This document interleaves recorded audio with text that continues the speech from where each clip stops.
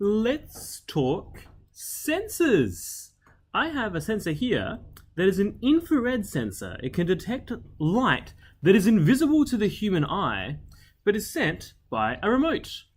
So pretty much all TV remotes will send infrared rays. You might even be able to see one on the camera very faintly, even though you couldn't see it with your eyes. And this sensor is used to detect it. We have a diagram here showing that the signal is the leftmost pin. The middle one is ground, going to 0 volts. And the other one is VCC, which means it's the power. It's the 5 volts, okay? So the way we connect this sensor is with that left one going to, that's the signal, right? It's the amount, what's the infrared signal detected. Yeah, it's the data, I suppose, or the information. That is going to go to pin A0. Yeah. The middle one is going to go to, well, as our diagram says, it's going to go to ground. So that one goes over here. The middle one goes to ground. And the rightmost one goes to the volts. Yeah, so this one on the very end, on that right, goes to 5 volts. Please just make sure that this, I'll move them apart a little bit to see. Yeah, that this one here, yeah, on the right, if you're staring at the X, it's on the right, goes to 5 volts. Okay. So I've already got that set up. So then you have to see me fumbling like a fool. There you go. All right. So now I have my sensor here. It is controlled with this remote. The program we're going to use is the same one from the potentiometer example. It's analog read serial, but it's been changed. So I've got pin mode 13 as output. So then we can control the LED. Sure.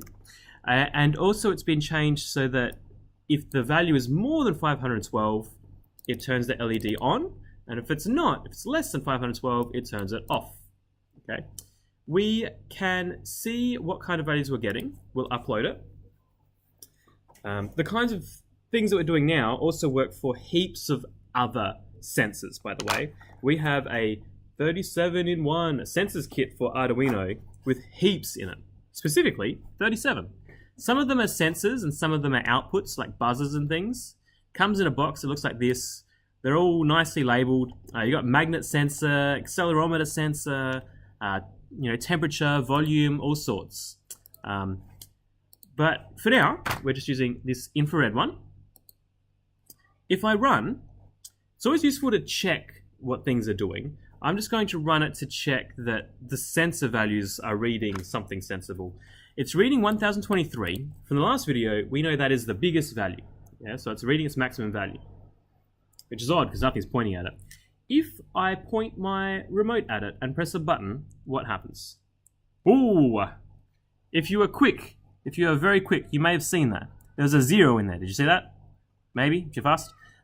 You can turn off auto scroll and then manually scroll through this giant thing. It's just getting bigger and bigger and bigger.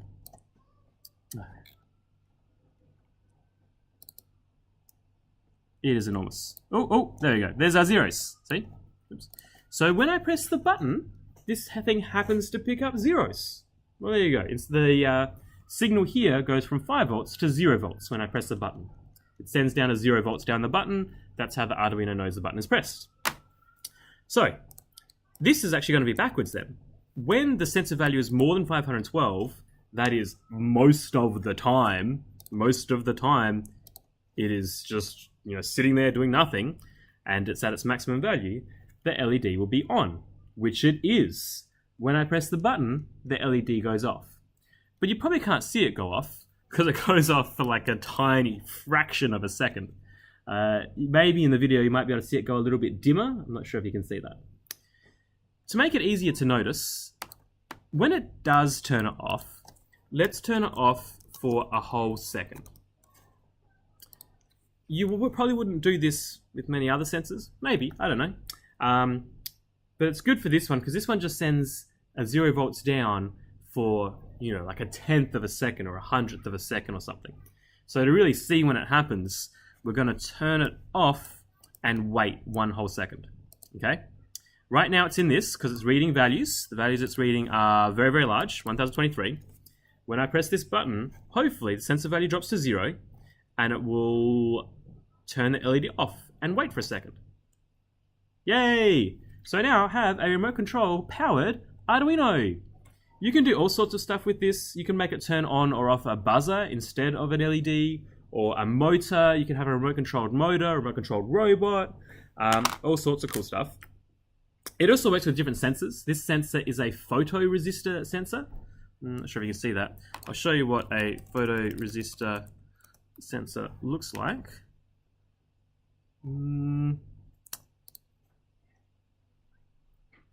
So it detects light, basically, yeah, if it's bright or dim. And it happens that it's got a minus and an S. A minus and an S. The minus will always go to ground, so let's rip these guys out. Get out of here. So, ooh, come back. Come back, you. Okay, so put that in ground. The minus will always go to ground. The S is the signal, so the S will go to our input pin, our A0. The only one left is the 5 volts to give this thing power. So this goes to 5 volts. There we go, got some beautiful photoresistors here. What to do now? So now, our program is stuck. It's going very slowly because the sensor readings are very small. Let's get rid of our delay so we can see what kind of sensor values we get from a photoresistor. Do we get things that are 1,000? Do we get things in the hundreds? Let's find out. Done uploading, serial monitor. Okay, so we get numbers from 0 to about 100. And if I cover it with light, if I cover it away from light, it goes up to 200. There you go. 90, 200, 90, 200, 90, 200. Anyway, hours for days with this thing.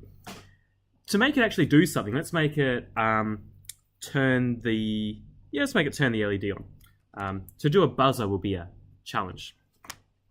To turn the LED on when this happens, well, it actually already does that, but only if the sensor value is more than 512.